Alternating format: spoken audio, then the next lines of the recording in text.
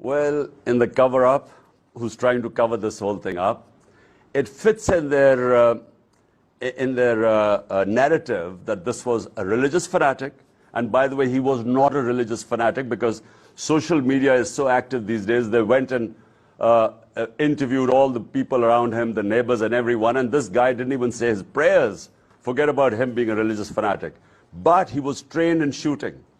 And so what happened was that this guy would have killed most of, the 3 or 4 people on top because he was only a few feet away and he fired a burst.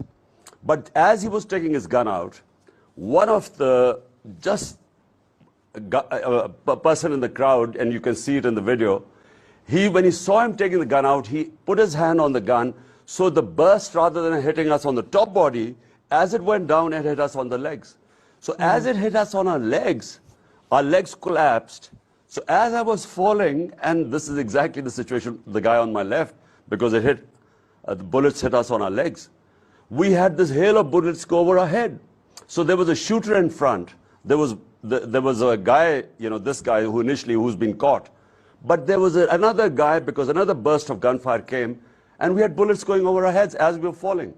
Had we not fallen, this other guy would certainly have got us. So there were definitely 2 shooters, some said 3. Most of the people on the container saw the fire from the front. Tonight we should have forensic report. And if it has not been altered, because here there's a deep state that controls everything.